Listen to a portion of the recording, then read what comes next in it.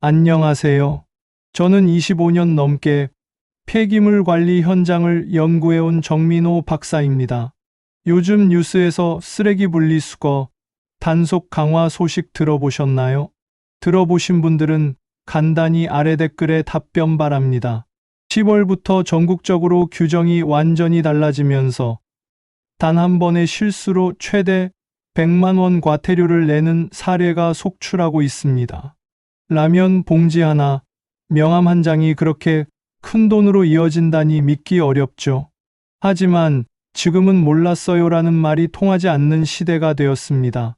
오늘은 여러분이 억울하게 과태료 내지 않도록 바뀐 규정의 핵심과 현장에서 직접 본 사례, 그리고 쉽게 지킬 수 있는 실천법까지 담백하게 정리해 드리겠습니다. 올가을부터 분리수거, 단속이 크게 강화된 배경에는 분명한 이유가 있습니다. 이제는 단속반이 직접 쓰레기 봉투를 열어 내용물을 확인하고 그 안에서 개인정보나 사업장 쓰레기가 발견되면 바로 과태료가 부과되는 시스템으로 바뀌었거든요. 혹시 왜 갑자기 이렇게까지 강하게 나오는 건지 이해하셨던 분들 계시죠? 저는 이런 변화를 환경적 경고등이 켜진 결과라고 봅니다.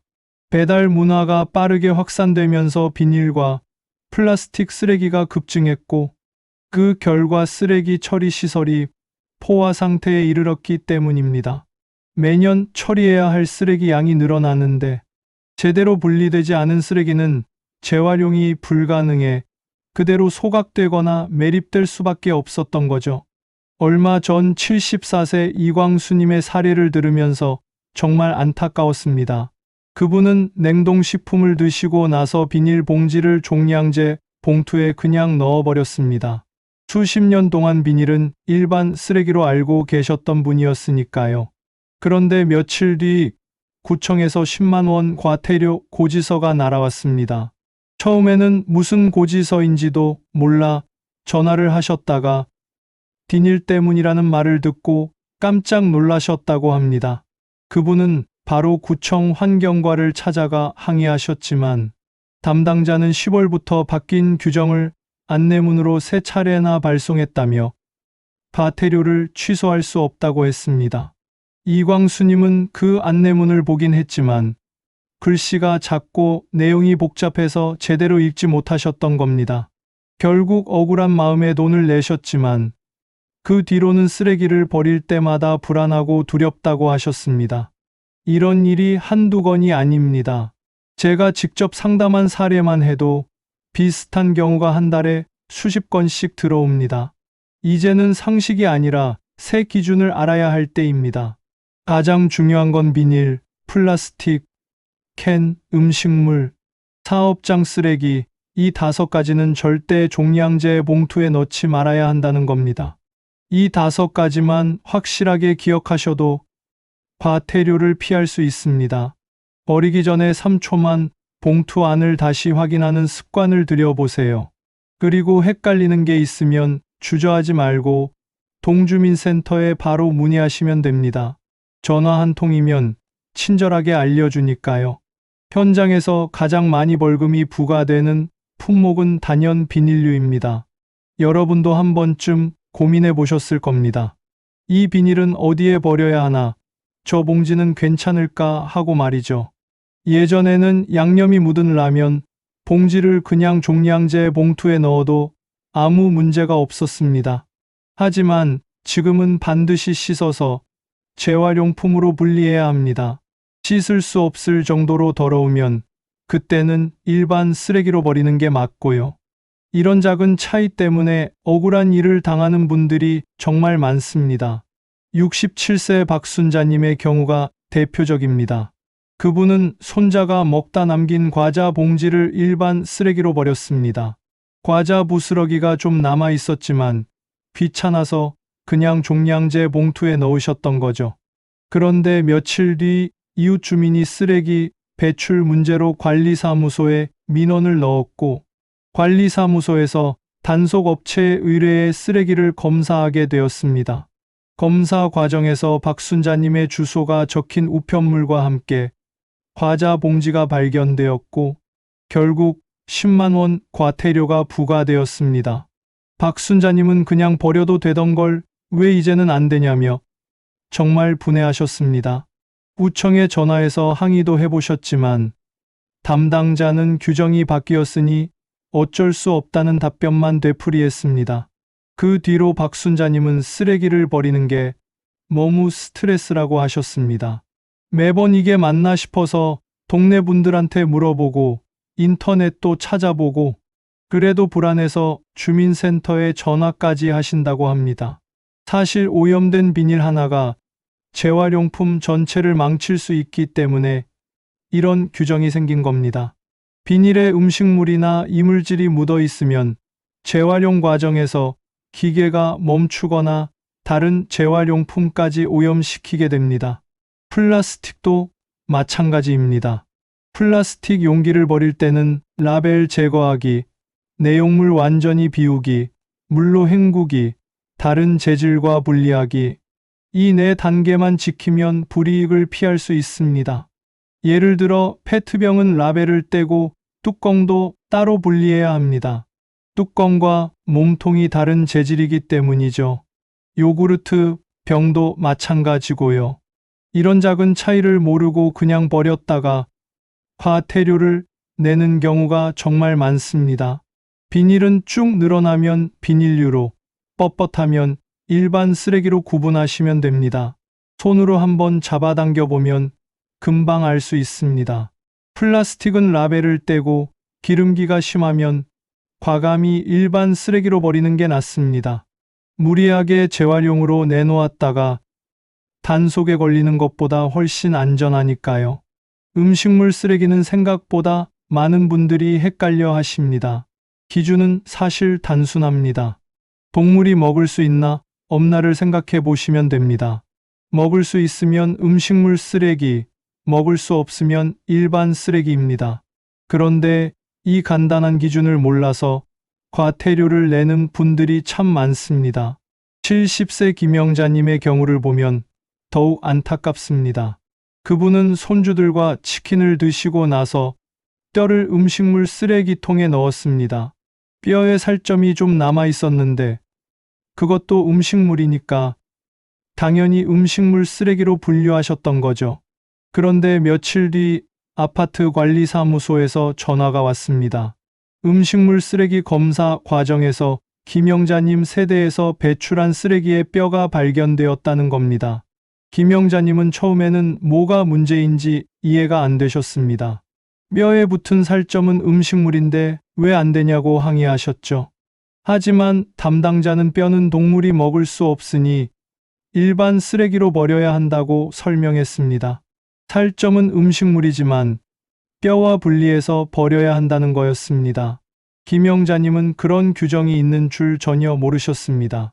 결국 8만 원 과태료 고지서를 받으셨고 너무 억울하고 화가 나서 며칠 동안 잠을 제대로 주무시지 못했다고 합니다. 그 뒤로는 치킨을 드실 때마다 뼈에서 살점을 일일이 발라내는 게 너무 번거롭고 스트레스라고 하셨습니다. 차라리 치킨을 안 드시는 게 낫겠다는 생각까지 드셨다니 정말 마음이 아팠습니다. 음식물 쓰레기 구분은 사실 그렇게 어렵지 않습니다. 양파 껍질, 마늘 껍질, 젓갈처럼 짠 음식은 동물에게 해로우니 일반 쓰레기로 버리시면 됩니다. 반대로 밥, 과일 껍질, 나물 찌꺼기처럼 부드러운 음식은 음식물 쓰레기입니다. 조개 껍데기, 게 껍질, 소뼈, 돼지뼈, 달뼈는 모두 일반 쓰레기고요. 복숭아 씨나 살구 씨처럼 딱딱한 씨앗도 일반 쓰레기입니다. 음식물 쓰레기를 버릴 때는 물기를 꼭 제거하는 게 중요합니다. 물기가 많으면 악취가 나고 벌레가 생기기 쉽거든요. 김치나 젓갈은 물에 헹궈서 짠기를 빼고 배출하시면 됩니다. 요즘 단속에서 가장 무서운 항목은 사업장 쓰레기입니다. 회사, 가게, 병원, 학원 등에서 나온 쓰레기는 한 조각이라도 가정용 종량제 봉투에 넣으면 안 됩니다. 사업장은 별도로 사업장 쓰레기 처리 업체와 계약해서 버려야 하거든요. 그런데 이걸 모르고 또는 알면서도 귀찮아서 집 쓰레기와 섞어버리는 경우가 많습니다. 65세 한도연님의 사례는 정말 조심해야 할 부분을 잘 보여줍니다. 한도연님은 작은 회계 사무실에서 일하고 계셨는데 어느 날 퇴근하면서 사무실에서 나온 영수증 한 장을 주머니에 넣고 나왔습니다. 집에 도착해서 쓰레기를 버리면서 그 영수증을 자기도 모르게 종량제 봉투에 함께 넣으셨습니다. 그냥 종이 한 장이니까 별 문제 없겠지 하는 생각이었죠. 그런데 일주일 뒤 구청에서 50만 원 과태료 고지서가 날아왔습니다. 한도연님은 처음에는 무슨 일인지 전혀 이해가 안 되셨습니다. 구청에 전화해서 물어보니 쓰레기 봉투를 검사하는 과정에서 사업장 영수증이 발견되었다는 겁니다. 그 영수증에는 사무실 이름과 주소가 선명하게 적혀 있었습니다. 한도연님은 영수증 한 장 때문에 50만 원이나 내야 한다는 게 도저히 납득이 안 되셨습니다. 구청에 찾아가서 사정도 해보고 항의도 해봤지만 규정상 어쩔 수 없다는 대답만 돌아왔습니다. 사업장 쓰레기는 단속 기준이 정말 엄격해서 한 장이라도 발견되면 최소 30만 원에서 최대 100만 원까지 과태료가 부과됩니다. 한도연님은 그 일 이후로 사무실에서 나온 종이는 절대 집으로 가져오지 않으신다고 합니다. 명함 하나, 메모지 한 장도 사무실 쓰레기통에 버리고 나오신다고 하셨습니다. 이런 일은 누구에게나 일어날 수 있습니다. 재택근무를 하시는 분들도 조심하셔야 합니다. 집에서 회사 일을 하다 보면 업무용 서류가 자연스럽게 나오는데 이것도 사업장 쓰레기로 분류됩니다. 회사 로고가 찍힌 종이, 업무 관련 영수증, 거래처 명함, 택배 송장 등은 반드시 파쇄 후 배출해야 합니다. 개인 정보가 있는 문서는 잘게 찢어서 버리는 게 가장 안전합니다.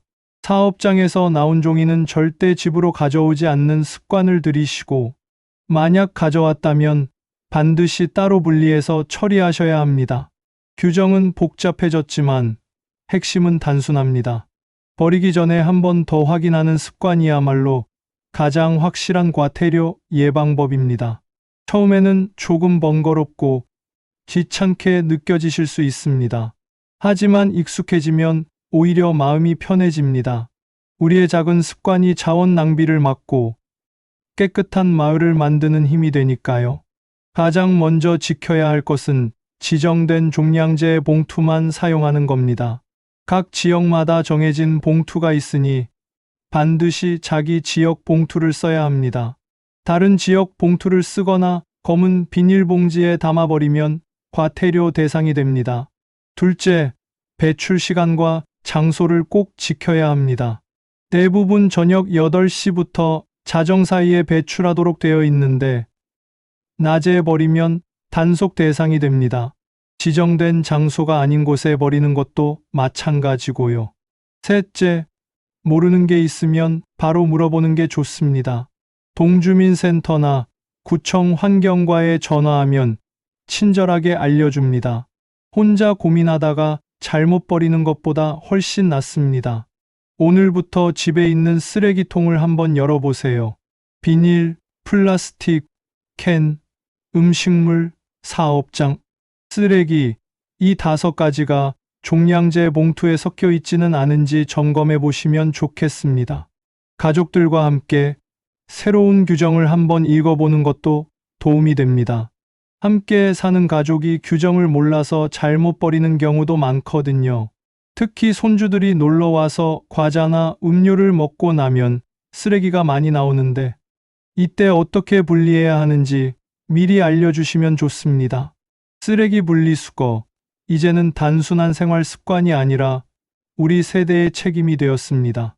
조금만 신경 쓰면 불필요한 과태료도 막을 수 있고 자원 낭비도 줄일 수 있습니다. 오늘 제가 말씀드린 내용이 여러분의 생활에 작은 도움이 되길 바랍니다. 다음 시간에는 헷갈리기 쉬운 재활용품 구분법으로 다시 찾아뵙겠습니다. 여러분의 깨끗한 하루, 오늘부터 함께 만들어가요.